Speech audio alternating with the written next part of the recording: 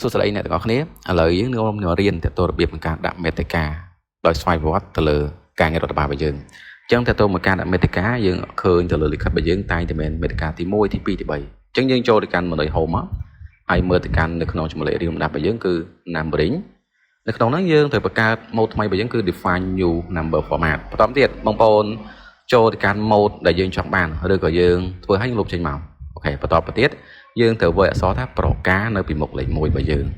ទៅទុកលេខ1អញ្ចឹងយ៉ាត់អូតូប្រការឲ្យដាក់សញ្ញាដកមួយមកអញ្ចឹងបន្ទាប់ពីយើងដាក់ប្រការឲ្យដកលេខ1ហើយយើងត្រូវចូល font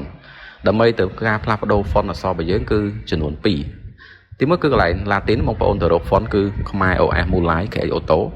ហើយយើងកំណត់ប្រភេទហើយទំហំមកហើយ complex script បងប្អូនធ្វើការរើសមកជាមួយ font ក៏ដូចជាទំហំនិងប្រភេទដូចគ្នារួចចុច OK មកបន្តមកទៀតយើងចុច OK មកតង់ទៀតអញ្ចឹងយើងបានប្រការទី1អូខេ default font ប៉ុណ្ណឹងអញ្ចឹងយើងធ្វើការចុច tab ទៅបើកាលនេះបងប្អូនចង់ដកឬមិនសេសយើងសេសឬសេទៅនេះបញ្ចូលណាអញ្ចឹងពេលយើងបញ្ចូលហើយថាយើងមានប្រការទី1ហើយយើងមានជាមួយនឹងហៅថា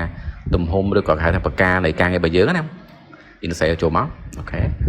តបហើយ enter pub អូខេយើងបានមួយប្រការទី2មកដល់ស្វ័យប្រវត្តិអញ្ចឹងតើតើការដាក់ប្រការរបស់យើងគឺអត់ចាំបាច់បងប្អូនវើយម្ដងមួយអញ្ចឹង enter មកអូតូចាប់លេខ1លេខ2លេខ3របស់យើងអញ្ចឹងយើងគ្រាន់ធ្វើការបញ្ចូលឬក៏រុញទៅលេខយើងឲ្យស្មើស្អាតមកហ្នឹងគឺប្រការរបស់យើងក៏វាអូតូគេដែរអូខេចា៎នេះគឺតើតើការដាក់ឬក៏កំណត់ទៅលើប្រការរបស់យើងបន្ទាប់ពីហ្នឹងតើធ្វើម៉េចដើម្បីតម្លើង font នឹងបានអញ្ចឹងសម្រាប់ font ខ្មែរ OS Mulai KH Auto បងប្អូនចូលទៅកាន់ channel Telegram មួយមកខ្ញុំ pin នៅក្នុង caption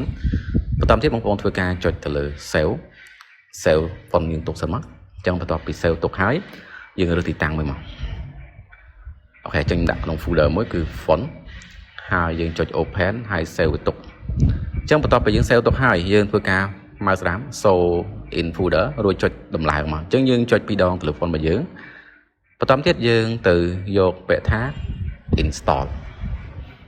អញ្ចឹងពេលចុច install ថាខ្ញុំតម្លើងហើយអញ្ចឹងវាសួរយើងតម្លើងម្ដងទៀតឬអត់អូខេអញ្ចឹងចាំពេលចុច install ទៅវាមកស្ទុះវាធ្វើការ install ជោគជ័យហើយអញ្ចឹងយើងខ្វែងចូលមកហើយបងប្អូនចូលទៅកាន់ Lovebird របស់យើងវិញមកតើ check មើលតើ font នេះយើងឃើញឬក៏ចូលក្នុងទីតាំងឬក៏ម៉ាស៊ីនយើងនៅ